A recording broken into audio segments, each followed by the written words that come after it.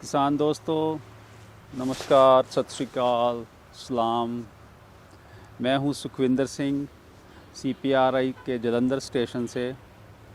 और हम अपनी एक छोटी सी टीम हमारे दोस्तों के साथ मिलकर कोशिश कर रहे हैं कि जो ज्ञान, जो नॉलेज किताब में पढ़ी है उसको आपके कान तक पहुंचाएं और आपके कान से आपके दिमाग तक पहुंचेगी और इससे आपकी आलू की खेती और अच्छी होने की हमें उम्मीद है।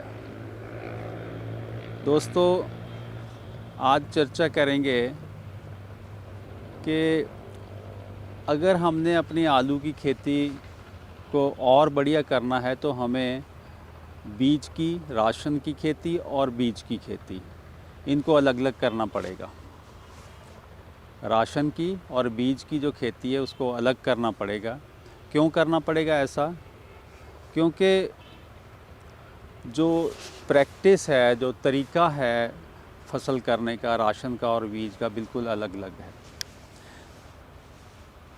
जैसे कि आप इसी चैनल पे कई और वीडियो देखेंगे, 20 नंबर वीडियो ख़ास तौर पे देखेंगे तो आप जानेंगे कि राशन का जो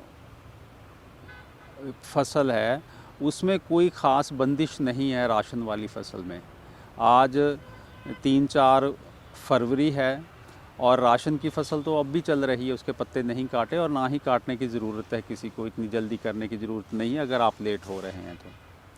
लेकिन जो बीज की फसल है, बीज की फसल में मुख्य 5 बिंदु हैं। पहला बिंदु है कि बीज अच्छा होना चाहिए।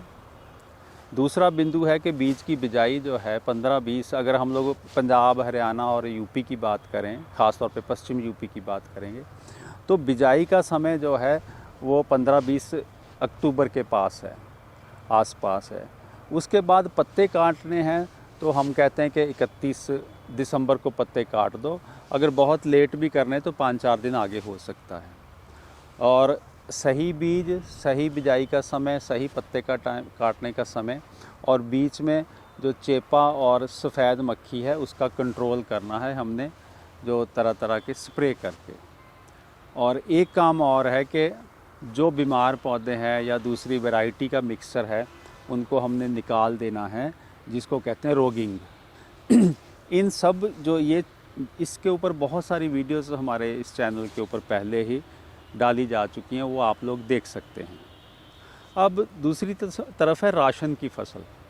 राशन की फसल में कोई बहुत ज़्यादा ऐसा नहीं है कि इतनी तारीख को से पहले नहीं बो सकते या बाद में नहीं बो सकते। देखिए, जो कच्ची खुदाई के लिए बहुत जल्दी भी बुआई कर देते हैं और नॉर्मल समय पे भी बुआई होती है, और कई बार हम लोग लेट भी हो जाते हैं। और जब जैसे बिजाई है उसी हिसाब से हम लोग राशन की फसल के पत्ते काटते हैं। जैसे अभी आज भी बहुत सारे लोगों ने राशन की फसल के पत्ते काटने हैं, कुछ लोग काट चुके हैं और कुछ किसान तो ऐसे हैं कि पत्ते काटते ही नहीं राशन की फसल में। अब मैं आपको एक मिसाल देना चाहता हूं कि मान लीजिए आज की डेट में, अच्छा, किसान क्या करता है, वो इकट्ठी एक आलू की खेती करता है, वो राशन और बीज को अलग अलग नहीं करता। वो क्या करता है, वो ज़्यादा से ज़्यादा किसान ऐसे करते हैं कि आलू की खेती की, आलू की फसल बोई, और जिस समय उसके पत्ते काटे या ना काटे, कब काटे, वो भी बहुत ज़्यादा उनकी तवज्जो नहीं है।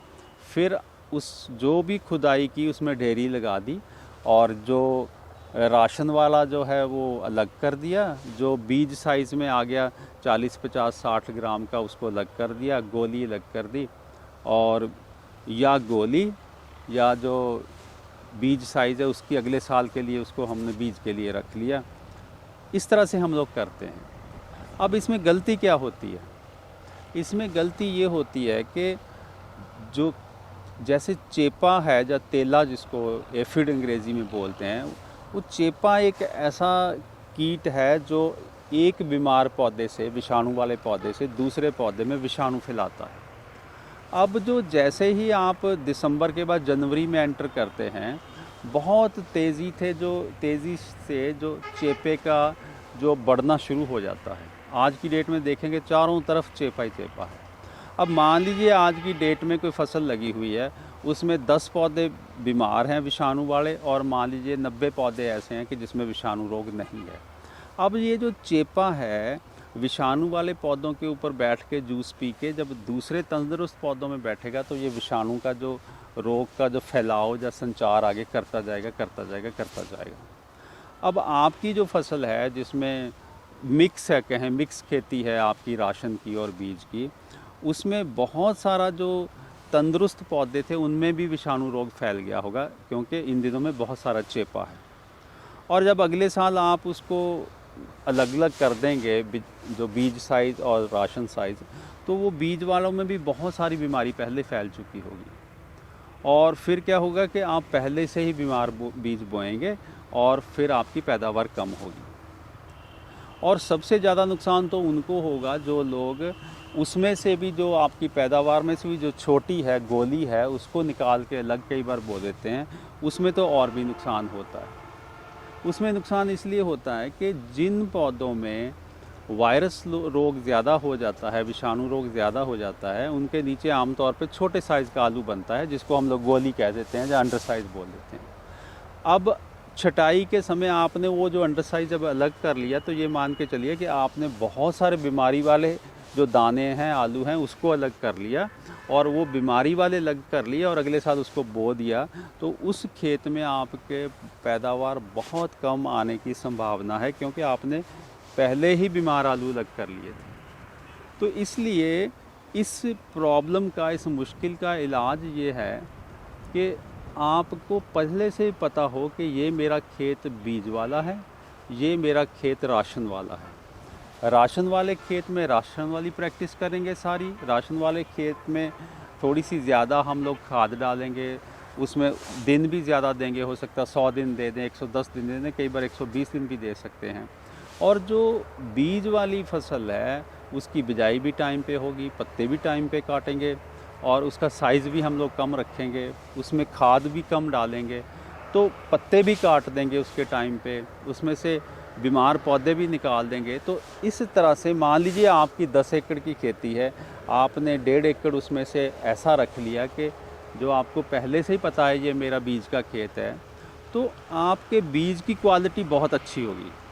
जब बीज की क्वालिटी अच्छी होगी तो फिर अगले साल जब पूरे 10 एकड़ में आप अच्छा बीज बोएंगे तो आपकी पैदावार भी बहुत अच्छी होगी। अच्छा, पैदावार कितनी अच्छी हो सकती है आप सोच सकते हैं? माड़े बीज में और अच्छे बीज में आपकी 25 से लेकर 30-35%, कई बार 40% तक की पैदावार का अंतर आ जाता है। मतलब एक किसान ने अगर 20 कट्टे लिए किसी खास एरिया में से, आपके हो सकता है 26, 27, 28 हो जाएं, कई बार 30 भी हो सकते हैं। हम लोग किसान ही बताते हैं हमें आके। सो मेरी दोस्तों आपसे गुजारिश ये है कि आप अपना राशन और बीज वाले खेत अलग करें और बीज वाले खेतों में बीज वाली ही प्रैक्टिस करें, जैसा कि 20 नंबर वीडियो में बताया गया है और दूसरी कई वीडियो में भी बताया जा चुका है। तो इस तरह से आप एक छोटी सी हिम्मत करके, मामूली सी हिम्मत करके अच्छा बीज खुद पैदा कर सकते हैं और फिर आपकी जो राशन की पैदावार भी बहुत अच्छी हो सकती है। मुझे उम्मीद है आपको ये बात समझ आ गई होगी और मेरी आपसे गुजारिश है कि इस चैनल को ज़रूर दूसरे किसानों के साथ शेयर करिएगा, सब्सक्राइब भी करिएगा, लाइक भी करिएगा और नीचे कमेंट्स ज़रूर दीजिएगा, ताकि हमें पता चले कि आपको हमारी बात समझ भी आती है कि नहीं। हम तो बहुत कोशिश करते हैं, अगर समझ आती है तो फिर और कोशिश करेंगे। इस वीडियो के देखने के लिए शुक्रिया।